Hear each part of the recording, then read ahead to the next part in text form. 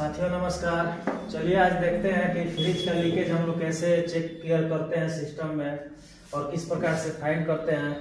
ठीक है, तो सबसे पहले हम देखेंगे कि अगर फ्रिज ठंडा नहीं कर रहा है तो क्या क्या प्रॉब्लम हो सकता है।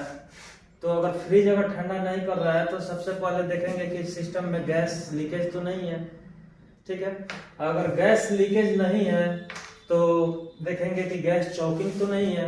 गैस चॉकिंग हो जाने के बाद से फ्रिज ठंडा नहीं करता है और गैस लीकेज हो जाने के बाद भी आपका फ्रिज ठंडा नहीं करता है। तो अगर गैस चॉकिंग रहता है तो देखा जाए तो कंप्रेसर चलता है, अगर एम्पियर उसका नापा जाए तो एम्पियर सेम रहता है, यानी कि एम्पियर घटता नहीं है, हल्का फुल्का घटता है। और गैस लीकेज होता है तो हम लोग को आसानी से मालूम चल जाता है कि सिस्टम में गैस लीकेज है कि नहीं है। तो हम लोग एम्पियर मीटर लगा के भी चेक कर सकते हैं कि आपके सिस्टम का गैस लीकेज है या नहीं है। तो सबसे फर्स्ट स्टेप देखेंगे लीकेज चेक करने के लिए। अगर सिस्टम में गैस लीकेज है तो सबसे पहले हम लोग काम करते हैं, इसमें हम लोग गैस लीकेज चेक करने के लिए प्रेशर डालते हैं। तो गैस प्रेशर अगर डालते हैं, अगर चेंबर में भी हम लोगों को प्रेशर डालना हो तो हम लोगों को यहाँ कंप्रेसर के माध्यम से इस सिस्टम में हम लोग फ्रिज में प्रेशर डालते हैं। और वो जो प्रेशर होता है 60 से 70 PSI होता है। ठीक है, इससे ज्यादा नहीं डाला जाता है फ्रिज। अगर सिंगल डोर का फ्रिज हो चेंबर वाला तो 60 से 70 PSI ही डाला जाता है प्रेशर।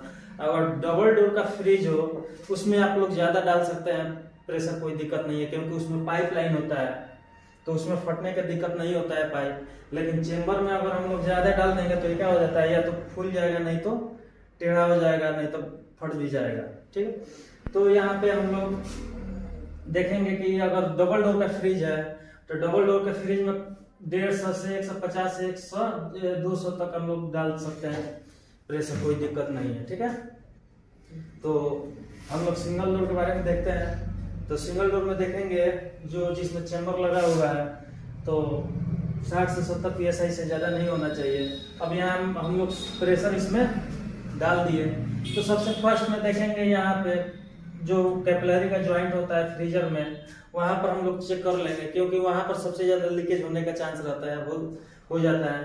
तो यहाँ झाग लगा करके हम लोग चेक कर लेंगे कि कोई यहाँ से लीकेज तो नहीं है। अब यहाँ लीकेज नहीं है, नहीं मिल रहा है तो कोई दिक्कत नहीं है। यहाँ पर भी जो रिटर्निंग होता है इसका चेंबर का, यहाँ इस ज्वाइंट पे भी हम लोग झाग लगा कर चेक कर लेंगे। अगर हम लोग को यहाँ लीकेज मिलता है तो हम लोग ज्वाइंट कर लेंगे। ठीक है, या तो अब यहाँ जो होता है अल्मुनिया का ज्वाइंट होता है, अल्मुनिया और कॉपर का। तो अल्मुनिया और कॉपर में जो ज्वाइंट होता है वो जिस तरह से हम लोग ब्रिजिंग करते हैं, उस ब्रिजिंग से मतलब हम लोग उस तरह नहीं कर, उस अल्मुनिया का ब्रिजिंग अलग आता है, जो इसका रड होता है वो अलग आता है। तो उसको हम लोग प्रयोग कर सकते हैं, या तो हम लोग चेंबर या चेंज कर देते हैं, कोई दिक्कत ना है। ठीक है, अगर कॉपर का ज्वाइंट रहता है यहाँ पे, अगर यहाँ कॉपर का ज्वाइंट रह रहा है तो कॉपर का ज्वाइंट के आसानी से हम लोग ब्रिजिंग कर सकते हैं। ठीक है, जिस तरह से हम लोग पाइप ज्वाइंट करते हैं, सिर्फ यहाँ देखना होता है कि अल्मुनिया और कॉपर का ज्वाइंट ना हो।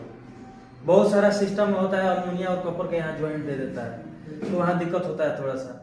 नहीं तो यहाँ कॉपर, अल्मुनिया और कॉपर का अलग रहता है, यहाँ से एक ज्वाइंट हो जाता है तो यहाँ से हम लोग आसानी से ब्रिजिंग कर सकते हैं।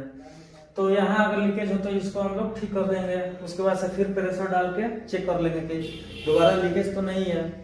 अब मान के चले अगर यहाँ भी लीकेज रहता है तो यहाँ पर भी वही प्रोसेस है, कहीं एक ही जगह रह गए, दोनों जगह नहीं हो पाता है, कहीं एक जगह से निकल गया नहीं तो हाँ, तो यहाँ चेक कर लेंगे।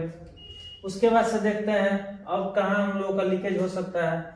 तो ड्रायर के पास से लीकेज हो सकता है।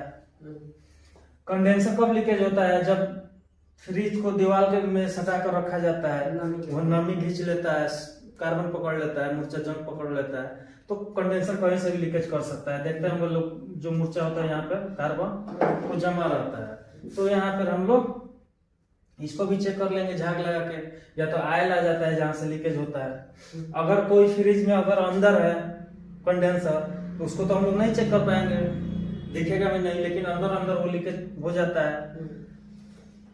तो उसको चेक करने के लिए बताते हैं। तो अगर जिस फ्रिज में कंडेंसर बाहर लगा हुआ है उसमें तो चेक कर लेंगे। जिस फ्रिज में अगर कंडेंसर अंदर है, फ्रिज के अंदर ही है सिस्टम, तो उसको चेक करने के लिए हम लोग यहाँ जो ये वाला पॉइंट है यहाँ से हम लोग ब्लॉकेज कर लेंगे, ठीक है। और यहाँ से प्रेशर डाल देंगे, जितना PSI डालिए। अगर यहाँ से हम लोग कट कर देते हैं तो आप लोग यहाँ जो लाइन जाएगा यहाँ पे कैपिलरी द्वारा नहीं जाएगा चेंबर में, तो हम लोग कंडेंसर में जो है 200 PSI तक भी 300 डाल सकते हैं प्रेशर, कोई दिक्कत नहीं है, ठीक है। तो 300 अगर प्रेशर डालते हैं तो यहाँ से हम लोग ब्लॉक कर लेंगे और प्रेशर डाल के होल्ड कर लेंगे मीटर पे। और देखेंगे मीटर अब धीरे धीरे डाउन हो रहा है तो समझ जाइए कंडेंसर खराब लीकेज है कहीं ना कहीं से, तो ही हमारा प्रेशर टूट रहा है। तो यहाँ से हम लोग को ध्यान देना होगा, अगर सिर्फ कंडेंसर हम लोगों को फाइंड करना है लीकेज, तो यहाँ से हम लोग पाइप को ब्लॉक कर देंगे, ब्रिजिंग मार देंगे। उसके बाद से हम लोग मीटर लगा के चेक कर लेंगे, ठीक है। कंप्रेसर से प्रेशर डाल दीजिए और सिर्फ इसका मालूम चल जाएगा कंडेंसर का कि कंडेंसर लीकेज है या नहीं है, ठीक है। कंडेंसर का अगर प्रेशर गिर रहा है तो हम लोग कंडेंसर चेंज कर देंगे उस पोजीशन में, सेम साइज का कंडेंसर लाकर डाल देंगे। उसके बाद हम लोग क्या करेंगे, अब मान के चलिए कंडेंसर को हटा लीजिए, कंडेंसर का लीकेज मिल गया, कंडेंसर चेंज कर देंगे, कोई दिक्कत नहीं है। अगर कंडेंसर लीकेज नहीं होगा तो प्रेशर नहीं गिरेगा, 1 घंटा 2 घंटा या 5 घंटा छोड़ दीजिए, नहीं गिर रहा है प्रेशर तो कंडेंसर सही है, कहीं दूसरे जगह लीकेज है। दूसरे जगह कहाँ होगा लीकेज, या तो कंडेंसर के ज्वाइंट पर हो सकता है, कैपिलरी के ज्वाइंट पर भी हो सकता है। तो कैपिलरी के ज्वाइंट पर होगा तो भी मालूम चल जाएगा, ठीक है। हम लोग देख लेंगे झाग लगा करके। उसके बाद से ये जो डिस्चार्ज लाइन का जो ज्वाइंट है यहाँ पर भी लीकेज हो सकता है, यहाँ भी झाग लगा के चेक कर लेंगे, यहाँ पर भी झाग लगा के चेक कर लेंगे, ठीक है। अगर सिर्फ हम लोगों को चेंबर का लीकेज चेक करना हो तो हम लोग डायरेक्ट चेंबर का भी यहाँ से प्रेशर डाल के चेक कर लेंगे। तो सिर्फ चेंबर का चेक करने के लिए क्या करेंगे, यहाँ से जो कैपिलरी गया हुआ है, कैपिलरी से कंडेंसर यहाँ से प्रेशर हम लोग डाल देंगे, ठीक है। और रिटर्निंग वाला भी यहाँ से जो रिटर्न आ रहा है पाइप यहाँ पर ब्लॉक कर देंगे। तो हम लोग चेंबर का सिर्फ चेक कर लेंगे, कोई दिक्कत नहीं होगा। और यहाँ पे ज्वाइंट भी तो चेक कर लेंगे। और बहुत तो ऐसा कम रेयर मतलब समय आता है कि यहाँ से भी कभी कभी लीकेज होता है, इस ज्वाइंट को जो कंप्रेसर का ज्वाइंट है यहाँ से भी बहुत बार लीकेज मिल जाता है। बहुत सारे लोग हैं कि यहाँ से अगर बहुत मैकेनिक परेशान हो जाते हैं, लीकेज नहीं मिल पाता है, तो क्या करेंगे, उस पोजीशन में हम लोग यहाँ पर जो चेंबर का पॉइंट है उसको ब्लॉक कर देंगे। इसमें कम से कम 150, 200, 300 प्रेशर डाल के PSI छोड़ देंगे और यहाँ ज्वाइंट पर भी लीकेज कर लेते हैं, चेक कर लेते हैं। अगर यहाँ से अगर झाग लगाएंगे तो पता चल जाएगा लीकेज है कि नहीं। तो कम से कम अगर कहीं से लीकेज नहीं मिल रहा है तो हम लोग यहाँ से भी लीकेज चेक कर सकते हैं। यहाँ पर भी लीकेज होता है, बहुत समय हम लोग देखे हैं कि। और यहाँ पर जो रहता है आप लोगों का थीम बॉल, यहाँ से भी लीकेज हो जाता है कभी कभी। बस हाँ, थीम यहाँ जो कंप्रेसर का रनिंग स्टार्टिंग और कॉमन जो पॉइंट है यहाँ से जो पिन निकला हुआ रहता है वहां से भी लीकेज हो जाता है, ठीक है। तो यहाँ पर भी हम लोग प्रेशर डाल के चेक कर लेंगे और कनेक्शन हटा कर कंप्रेसर को चेक करते हैं। कौन सा कनेक्शन, चेंबर का कनेक्शन, क्योंकि चेंबर में मात्र 60 से 70 PSI प्रेशर डाल सकते हैं। बाकी इसको हटा दीजिए, उसमें आप 200-300 PSI तक प्रेशर डाल सकते हैं, कोई प्रॉब्लम नहीं है। तो हम लोग कहाँ कहाँ प्रेशर डाल के चेक कर लेंगे, चेंबर में डाल के चेक कर लेंगे, चेंबर में, कंडेंसर में। कंप्रेसर के पॉइंट जो है 2 पॉइंट होता है, यहाँ से भी और यहाँ से भी होता है और इस पॉइंट पे भी होता है, और जहाँ पाइप का ज्वाइंट होता है दोनों जगह वहाँ पर भी हम लोग चेक कर लेंगे। उसके बाद से टिम्बल के पास भी चेक कर लेंगे। अगर ज्यादा लीकेज नहीं मिल रहा है, परेशान हो गए गैस डाल के, तो हर जगह से हम लोगों को चेक करना पड़ेगा, ठीक है।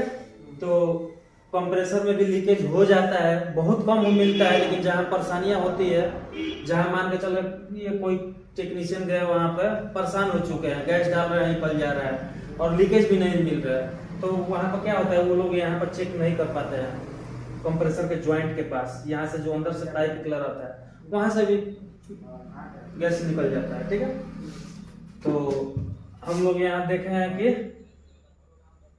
चेंबर का लीकेज कैसे चेक करें, कंडेंसर का लीकेज कैसे चेक करें। स्टेप बाय स्टेप आप अलग अलग भी चेक कर सकते हैं कि लीकेज कहाँ से है। और कोई दिक्कत हमको तो जहाँ तक लग रहा हो कि यही सब पॉइंट है जहाँ से लीकेज चेक किया जाता है। ठीक है, तो चलिए हम लोग अब डबल डोर के बारे में थोड़ा सा बताएंगे और प्रैक्टिकल में दिखाएंगे कि उसमें कितना प्रेशर डाला जाता है और किस तरह फाइंड किया जाता है लीकेज को। तो हम यही पर इसको खत्म करते हैं। चलिए।